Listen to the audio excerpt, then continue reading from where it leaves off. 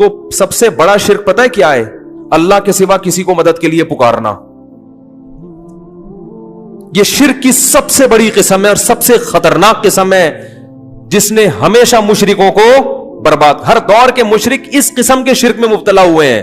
وہ یہ نہیں کہتے تھے کہ اللہ جیسا اللہ بھی کوئی ہے, وہ کہتے تھے جیسے اللہ سے ہم ڈائریکٹ پکاریں تو بھی ٹھیک ہے, لیکن اللہ نے کچھ اختیارات اپنے بندوں کو بھی دے دیے ہیں, ان سے بھی ان کو بھی پکارا جا سکتا ہے. صرف یا اللہ مدد.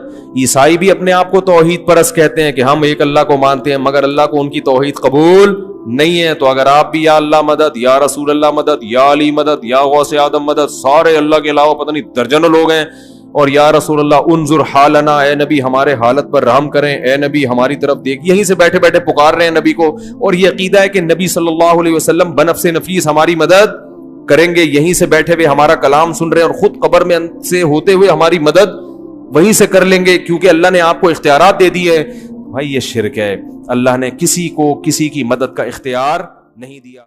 رستہ ہوتا ہے الہ, یہ ہے اللہ, یہ ہیں ہمیں اللہ تک پہنچانے والے. کیوں؟ وہ دکھائی نہیں دیتا تھا. انسان کی فطرت ہے, انسان ماننے سے پہلے یقین کرتا ہے.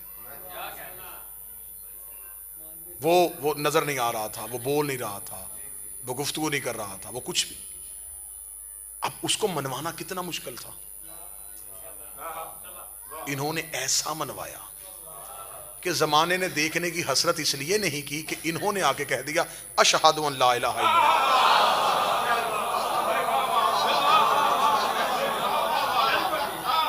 ہم کہتے ہیں کہ وہ ہے, انہوں نے سب سے پہلے اشہد ان لا الہ الا اللہ کہا. آج ساری دنیا کہہ رہی ہے, آج سارے مسلمان کہہ رہے ہیں اشہد ان لا الہ الا اللہ. ہم گواہی دیتے ہیں وہ ہے. بھی گواہی, تم گواہی کیسے دے رہے ہو؟ گواہی کا شریعت میں قانون ہے شاہد ہو وہ حاضر علی شیء. گواہ وہ ہوتا ہے جو چیز پہ حاضر ہو. کانوں سے سنی گواہی تو عدالت قبول نہیں کرتی.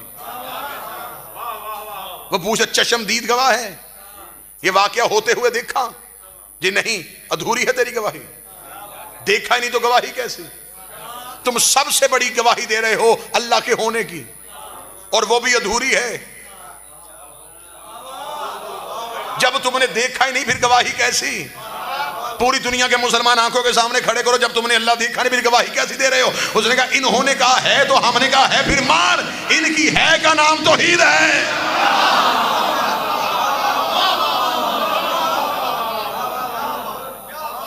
انہوں نے کہہ دیا ہے تو سب نے کہا ہے. آج پوری دنیا ان کی گواہی پہ گواہی دے رہی ہے. نوجوان گواہی انہوں نے دی ہے, باقی سب نے کاپی پیسٹ کیا ہے. گواہی انہوں نے دی, انہوں نے کہا ہے, ہم سب نے کہا پھر ہے. جب یہ جو کہہ رہے ہیں, پھر ایسا منوایا کہ ہمیں ڈھونڈنے کی ضرورت بھی محسوس نہیں. کسی نے نہیں سوچا کہ وہ کیسا ہوگا, اس لیے کہ ہم اس سے سوچنے کی کوشش تب کرتے جب یہ سمجھ میں آ جاتے. جب اس کے نمائندے ہی سمجھ میں نہیں آئے, وہ سمجھ میں کیسے آئے گا؟ اس نے کہا پہلے ان کو سمجھو. اب دنیا نے اللہ ڈھونڈنے کی کوشش کیوں نہ کی, کیا کہنے.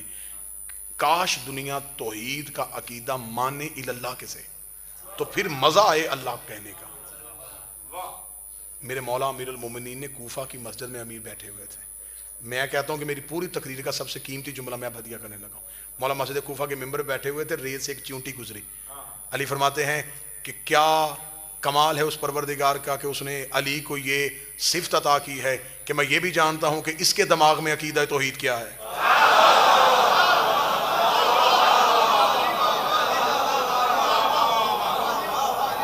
علی فرماتے ہیں یہ چونٹی بھی اللہ مانتی ہے, لیکن علی جانتا ہے اس کا عقیدہ توحید کیا. ہم اللہ کسے مانتے ہیں؟ طاقتوں کے مرکز کو. ہمارے پاس اللہ کے ہونے کی دلیل ہر ایک کے ذہن میں توحید جدا ہے. قطعاً یہ نہ سمجھنا کہ ہم سارے ایک جیسا عقیدہ توحید رکھ رہے ہیں. کنویں میں رہنے والا مینڈک پوری کائنات کنواں سمجھتا ہے. کسی کو کنویں سے باہر کبھی نکلا ہی نہیں. ہم یہ سمجھتے ہیں کہ صرف طاقتوں کے چشمے کو، مرکز کو اللہ کہتے ہیں. اس سے باہر نکل کے دیکھو کہ اللہ کے ہونے کی دلیل کیا ہے. پھر مجھ سے کوئی پوچھے کہ تیرے پاس کیا جملہ ہے، تو میں تو یہی کہہ دیتا ہوں کہ مجھے اللہ کی طاقتیں، مظہر، سب کچھ دیکھنے کی ضرورت اس لیے نہیں ہوئی کہ میرے پاس اللہ کے ہونے کی ایک ہی دلیل ہے، علی کی پیشانی.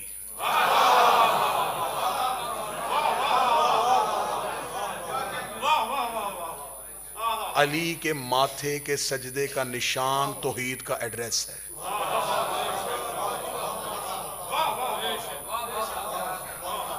علی کے پیشانی کا محراب باب اللہ ہے. یہ ہمیں اللہ تک پہنچاتا ہے. فقر کی، عرفان کی سب سے پہلی منزل کا نام ہے ذات کی پہچان. ہر ایک نے کہا اللہ کو پہچانو، اللہ کو پہچانو، اللہ کو پہچانو. علی تھے جنہوں نے مسجد کوفہ میں کہا پہلے خود کو پہچانو. میں مسجد میں مجلس پڑھ رہا ہوں، مفاتیح الجنان و باقیات و صالحات اٹھاؤ، صحیفہ کاملہ اٹھاؤ، صحیفہ سجادیہ اٹھاؤ، مذہب شیعہ کی معتبر دعاؤں کی کتابیں اٹھاؤ. سب سے زیادہ زور دیا ہے دعائے معرفت پہ. پہلا جملہ کیا ہے؟ اللہم اعرفنی نفسک، میرے اللہ مجھے میری نفس کی معرفت دے. پہلے میں خود کو پہچانوں تاکہ میں تجھ کو پہچانوں. اگر میں نے خود کو نہ پہچانا تو میں نے تجھ کو کیا پہچانا. خدا نے اپنا ذات انسان کے اندر چھپائی ہے. میں راضی کیوں ہو جاتا ہوں، میں مطمئن اس لیے ہو جاتا ہوں کہ تم نے مظہر کو مان لیا. ذات کو دیکھنے کی ضرورت نہیں، مظہر کو تسلیم کرنا، ذات کو تسلیم کرنا. کیونکہ مظہر ہیں اللہ، ذات ہے اللہ. ہم عبادت کی نیت کرتے ہیں کہ ہم تیرے اللہ کے قریب ہونا چاہتے ہیں. ہمیں چاہیے قربت اللہ کی، کیونکہ ہم یہاں تک جا کے رک جائیں گے، کیونکہ وہاں ہم نہیں جا سکتے. ہم نے اپنے اعمال صرف انہیں دینے ہیں. آگے انہوں نے پہنچانا. وہ بھی اپنی نعمتیں انہیں دیتا ہے.